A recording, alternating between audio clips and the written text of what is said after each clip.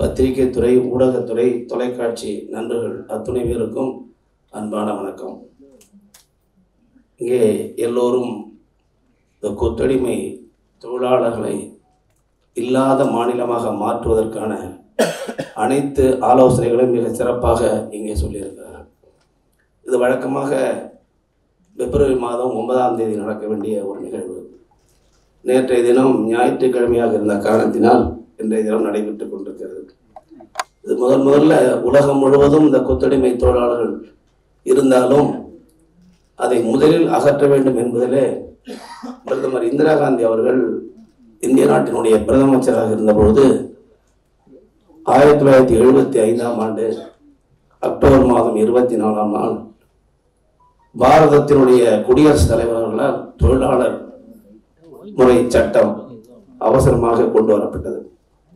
அது லோக்சபா அண்ட் ராஜ்யசபா 2 அவைகளிலும் அது ஏற்கப்பட்டு பிப்ரவரி மாதம் 9ஆம் நாள் தான் அது அமலுக்கு வந்த நாள் தான் அந்த பிப்ரவரி 9. ஆகவேதான் இந்த தொழிலாளர் ஒழிப்பு முறை நாளாக இன்றைய தினம் பிப்ரவரி மாதம் 9ஆம் தேதி அதை அனுசரித்துக் கொண்டிருக்கிறோம். இது எல்லோரும் மிக சிறப்பாக இங்கே எடுத்து சொல்லியிருக்கிறார்கள். நம்முடைய செயலாளர்கள் குறிப்பிட்டது போல இது ஒருவரால் நிச்சயமாக முடியாது. இது கூட்டு முயற்சி. இங்கே வந்திருக்கின்ற காவல்துறை, தொழிலாளர் துறை, மருத்துவத்துறை, சட்டத்துறை, அனைத்து துறைகளும் ஒரு கூட்டு முயற்சியின் மூலமாக நிச்சயமாக நிறைவேற்ற முடியும். இது ஒன்றும் முடியாத ஒன்றும் இல்லை, உலகத்தில் முடியாதுங்கிறது ஒரு விஷயமும் இல்லை. ஆனால் அது இந்தியாவிலேயே தமிழ்நாடு தான் அதில் முன்னோடி மாநிலமாக இன்றைக்கு நம்முடைய தமிழ்நாட்டினுடைய முதலமைச்சர் அவர்கள், நம்முடைய செக்ரட்டரி நல்லா சொன்னார். அரசாங்கம் இந்தியாவிலே ஒரு சிறப்பான ஆட்சி தமிழ்நாட்டினுடைய முதலமைச்சர் தளபதி மு.க. ஸ்டாலினுடைய ஆட்சி கொண்டு சென்று கொண்டிருக்கிறது. அதுக்கு அரசு துறை அலுவலர்களும் மக்களும் தமிழ் மக்களும் முழுமையான ஒத்துழைப்பு தருகின்ற காரணத்தினால் அது இந்தியாவிலே ஒரு சிறப்பான மாநிலமாக இன்றைக்கு சென்று கொண்டிருக்கிறது என்பதை நம்மால் சொல்ல முடிகிறது. அது மட்டுமல்ல, நம்முடைய நான் நினைவுக்காக சொல்கிறேன், இப்போ இந்த மாதிரிலாம் நம்ம ஒரு 100 வருஷம் முன்னாடி உட்கார முடியுமான்னா நாம் உட்கார முடியும். பெரிய மகிழ்ச்சி என்னன்னா, இந்த மேடையில் பார்த்தீங்கன்னா அம்மா கயல்விழி அவர்கள், பேரே ஒரு அருமையான பேர் கயல்விழி. அவங்க பார்த்தீங்கன்னா காவல்துறையுடைய தலைவராக இருக்கிறாங்க. அது சாதாரண பதவி அல்ல, டிஐ அதாவது ஐஜி என்பது. அதுக்கடுத்து பார்த்தீங்கன்னா லட்சுமி, அந்த அம்மா வனிதா டிஐஜியாக இருக்காங்க. அதுக்கடுத்து பார்த்தீங்கன்னா இன்னொரு அம்மா இன்னொருத்தர் இருக்காங்க, லட்சுமி லீகல் அட்வைசர்.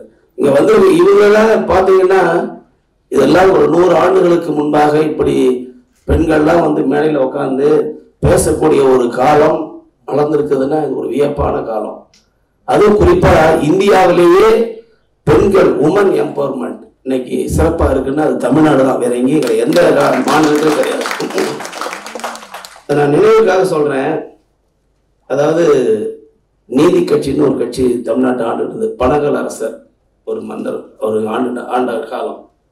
அப்போ எம்பிபிஎஸ் படிக்கணும்னு சொன்னா சமஸ்கிருதம் தெரிந்தால் மட்டும்தான் படிக்க முடியும் என்ற, இது ஒரு கதை அல்ல, கற்பனை அல்ல, நிஜம்.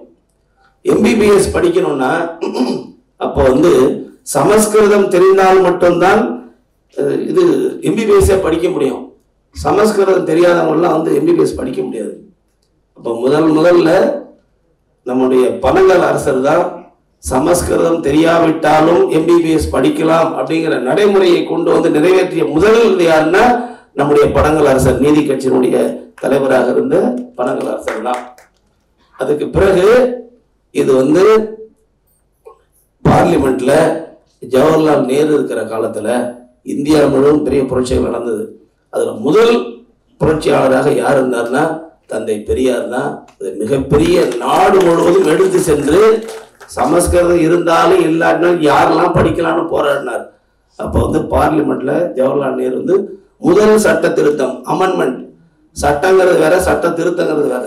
சட்ட திருத்தத்தை முதல் சட்ட திருத்தமே இந்தியா சுதந்திரம் அடைந்த பிறகு பார்லிமெண்ட்ல கொண்டு வந்த அமெண்ட்மெண்ட்டே என்னன்னா எல்லாரும் படிக்கலாம் சட்ட திருத்தம். அப்படி சொல்லும் போது ஜவஹர்லால் நேரு சொன்னது என்னன்னா, இதுக்கு காரணமே தமிழ்நாட்டில் இருக்கின்ற தந்தை பெரியாருடைய முயற்சி என்றுதான் பார்லிமெண்ட்ல பதிவு பண்ணியிருக்காரு. அதனுடைய விளைவுதான் இன்றைக்கு இத்தனை பெண்கள் இன்றைக்கு நம்முடைய முதல்வர் சொல்ற திராவிட மாடல் அரசுன்னு சொல்றாருல்ல, இதுதான் திராவிட மாடல் அரசு என்பதை நான் உங்களுக்கு எல்லாம் தெரிவித்துக் கொள்ள விரும்புகிறேன். இது ஒரு பெரிய புரட்சி. இன்னைக்கு இதெல்லாம் வந்து சட்டத்தால் மட்டும், அதாவது திருடனாய் பார்த்து திருந்தாவிட்டால் திருட்டை ஒழிக்க முடியாதுங்கிற மாதிரி எத்தனை சட்டங்கள் கொண்டு வந்தாலும் எத்தனை அதிகாரிகள் போராடினாலும் இங்க பேசுற நம்முடைய அன்பு சகோதரர்கள் செங்கல் சோலையினுடைய அதிபர்கள், அப்புறம் இது அரிசி ஆலை, அவங்க சொல்லிட்டு போனாங்க நாங்க இதெல்லாம் ஒரு தீர்மான கொள்கையா வச்சிருக்கோம். உண்மை உள்ளபடி இவங்க தான் செய்யறவங்களே. இவர் செய்யல. இந்த ஆலை முதலாளிகள், தனவந்தர்கள், செல்வந்தர்கள், மிட்டாமிராசுகள், பிரபுக்கள், நிலக்குருமார்கள் இவங்கதான் கொண்டு போய் இது மாதிரி அடிமைகளை வச்சு வேலை வாங்கின காலம். அப்போதான் அந்த அம்மா இந்திரா காந்தி இருக்கும்போது 20 பாயிண்ட் ப்ரோக்ராம்னு கொண்டு வந்த 20 அம்ச திட்டம்னு அந்த அம்மா கொண்டு வந்துச்சு. அப்போதான் மிகப்பெரிய நெருக்கடி நிலை கொண்டு வந்த பிறகுதான் எல்லாமே ஒழுங்குபடுத்தப்பட்டது. மலையெல்லாம் பார்த்தீங்கன்னா இந்த ஜனங்களை கொண்டு போய் அடிமை வேலை செஞ்சு வச்சிருப்பாங்க. கண்ணை கட்டி கூட்டு போவான் காட்டுக்குள்ள. போன பிறகு அவன் மட்டும் இல்லை, மனைவி குழந்தைகள் எல்லாரும் வேலை செய்யணும். பணமே சம்பளமே கொடுக்க மாட்டான். சித்திரவதை பண்ணுவான், கையால சுடுவான், நெருப்பால சுடுவான், சாட்டையால் அடிப்பான், கட்டி வைப்பான், வேலை செய்ய வைப்பான். அப்படிப்பட்ட ஒரு 5000 ரூபாய் கொடுத்து 50,000 ரூபாய்க்கு பத்திரம் எழுதி வாங்கிக்குவான், சொத்தை எழுதி வாங்கிக்குவான். இப்படிலாம் கொடுமைப்படுத்தப்பட்ட காலம். அந்த இந்திரா காந்தியுடைய காலத்துல தான் இவங்கெல்லாம் கொத்துரிமைகளை விடுவிக்கப்பட்டார்கள். நான் அப்பெல்லாம் SSLC படிச்சுட்டு இருக்கேன், 10வது 11வது படிச்சுட்டு இருக்கேன். அப்ப கேள்வி வந்து 20 அம்ச திட்டத்தை பற்றி விவரி 20 வரிகள்னு கொஸ்டினே வந்தது. அந்த அளவுக்கு கொடுமைப்படுத்தப்பட்டார்கள். இன்னைக்கு அதெல்லாம் இருக்கான்னா இந்த நம்முடைய ஆட்சியில கூட 570 பேருக்கு மேல கொத்துரிமைகளை நாம் விடுவித்திருக்கிறோம். இந்த அரசாங்கம் வந்த பிறகு விடுவிச்சிருக்கிறோம். அதனால எவ்வளவு பெரிய மாற்றம். இன்னும் சொல்ல தமிழ்நாட்டிலேயே கொத்துரிமைகள் அதிகமா இல்லாத மாநிலம் நம்முடைய மாநிலம் தான். அதுதான் 2030க்குள் கொத்தடிமைகள் தொழிலாளர்கள் இல்லாத மாநிலமாக மாற்ற வேண்டும் என்று நம்முடைய முதலமைச்சர் எண்ணிக்கொண்டிருக்கிறார். எங்க தொழிலாளர் நலத்துறை அலுவலர்கள் அதுக்கு கடுமையாக உழைத்துக் கொண்டிருக்கிறார்கள். அதுக்கு பாருங்க, ரொம்ப அருமையான 3 பெண் சிங்கங்கள் வந்து இங்க உரிமையிட்டு இருக்காங்க. சாதாரண சிங்கங்கள் இல்லை. இது வந்து பெரியார் கண்ட கனவு, பெருந்தகை அறிஞர் அண்ணா அவர் கண்ட கனவு, முத்தமிழறிஞர் டாக்டர் கலைஞர் கண்ட கனவு. இப்படிலாம் பெண்கள்லாம் வரணும். ஒரு காலத்துல பெண்கள்லாம் சேர் போட்டு உட்கார முடியுமா? நடக்க முடியுமா? செருப்பு போட்டு போக முடியுமா? மேல சட்டை போட முடியாது பெண்கள்லாம். அப்படி இருந்த காலம். இன்னைக்கு பாருங்க, கால் மேல கால் போட்டு உட்கார்ந்து இருக்க காலம். இன்னைக்கு அவங்க காலம் அவங்க மேல போட்டா ஏன் போட்டேன்னு கேட்கிற காலமா இருந்தது அந்த காலத்துல. இதெல்லாம் மாத்துறது யாருன்னா இந்த சமூக திராவிட மாடல் அரசு தான் இன்னைக்கெல்லாம் அவ்வளவு மாத்திருக்கு. எல்லாத்தோட என்ன முக்கியமானதுன்னா சமூக புரட்சி ஏற்படணும். கல்வி அறிவு இருந்தா மட்டும்தான் இதெல்லாம் மாற்ற முடியும். சாதாரண ஒரு பொண்ணுக்கு 2-3 குழந்தை, பெண் குழந்தை இருந்தா அந்த பெண்ணு கல்யாணம் ஆகணும், அதுக்கு பணம் இல்லைன்னா கொண்டு போய் எல்லாருமே வேலைக்கு போயிட்டு அந்த குழந்தைய கல்யாணம் பண்ணி கொடுத்துருவாங்க. அதுக்கு காரணம் படிப்பு இல்லாதான் காரணம். இன்னைக்கு அதனாலதான் நம்முடைய தமிழ்நாட்டு முதலமைச்சர் அவர்கள் 1வது படிக்கிற குழந்தைக்கு கூட காலை உணவு திட்டத்தை கொண்டு வந்து நிறைவேற்றிருக்கிறது. காரணமே அதுதான். உலகத்துல எங்கேயுமே காலை உணவு திட்டம் எங்கேயும் கிடையாது. கடல் கடந்து இருக்கின்ற கேரளா நாட்டினுடைய பிரதமர் சொல்லியிருக்காரு, இந்தியாவில் உலகத்துல ஒரு முதலமைச்சர் தமிழ்நாட்டில் தளபதி மு.க. ஸ்டாலின் இருக்கார், அவர் கொண்டு வந்திருக்கார் காலை உணவு திட்டம். அந்த திட்டத்தை என்னுடைய நாட்டில் நான் அறிமுகப்படுத்துவேன் அறிவிச்சிருக்கிற ஒரு முதலமைச்சர், ஒரு பிரதமர் நம்ம முதலமைச்சரை ஃபாலோ பண்ணி சொல்லியிருக்கார். நம்ம எல்லாரும் எப்போது முழுமையாக எப்போது ஒழிக்க முடியும்? எல்லாம் நம்ம குழந்தைங்க நல்லா படிக்க வைக்கணும். நம்ம குழந்தைகளை ஒழுக்கமுள்ள பிள்ளையா வளர்க்கணும், அடக்கமான குழந்தைய வளர்க்கணும், பண்புள்ள குழந்தைய வளர்க்கணும், அறிவுள்ளவனா வளர்க்கணும், ஆற்றல் உள்ளவனா வளர்க்கணும், லட்சியம் உள்ளவனா வளர்க்கணும், நோக்கம் உள்ளவனா வளர்க்கணும். அப்ப அதுக்கு என்ன வேணும்? படிப்பு வேணும். எந்த குழந்தையும் நல்ல குழந்தை தான் மண்ணில் பிறக்கையிலே, அது நல்லவராவதும் தீயவராவதும் அன்னை வளர்ப்பதில்லை, அப்பா வளர்ப்பதுன்னு சொல்லவே இல்லை. ஏன்னா பெண்கள் நிறைய வந்திருக்கு. அதனால நல்ல குழந்தைகளை கொண்டு வரணும். இங்க இருக்கிற வனிதாவோ லட்சுமியோ கயல்வெளி மட்டும் அந்த ஐஜியா இருந்தா போதுமா? டிஐஜியா இருந்தா போதுமா? ஜட்ஜா இருந்தா போதுமா? உங்க குழந்தையும் ஜட்ஜ் ஆகணும், உங்க குழந்தையும் நீதிபதி ஆகணும், உங்க குழந்தையும் டாக்டர் ஆகணும், உங்க குழந்தையும் இன்ஜினியர் ஆகணும், உங்க குழந்தையும் பார்லிமெண்ட்ல வந்து இருக்கிற செக்ரட்டரியா வரணும், தமிழ்நாட்டுக்கு அசம்பிளிக்கு செக்ரட்டரியா வரணும், குழந்தைகளுக்கு எல்லா குழந்தைகளும் வரணும். அப்பதான் சமூக புரட்சி ஏற்படும். அது குறிப்பா பெண்கள் நிறைய படிக்கணும். அதனாலதான் நம்ம முதலமைச்சர் என்ன கொண்டு வந்திருக்காரு? புதுமை பெண் திட்டம்னு கொண்டு வந்திருக்காரு. எதுக்கு? மாசம் 1000 ரூபாய் கொடுக்குறது, எதுக்கு? ஓட்டு போடுங்கிறதுக்காக. அது நல்ல நோக்கம். சமூகத்துல மாற்ற ஒரு பெரிய புரட்சி வரணும். பெண்கள் படிச்சாதான் சமூகத்துல பொருளாதார வளர்ச்சி ஏற்படும், சமூக புரட்சி ஏற்படும். ஏன் அடிமையா போய் கொண்டு வர்றாங்க? பணத்துக்காக கொண்டு வர்றாங்க, வறுமையால கொண்டு வர்றாங்க. அதான் வறுமையை போக்கணும், பசியை போக்கணும். அதுக்கு தான் அந்த திட்டம்.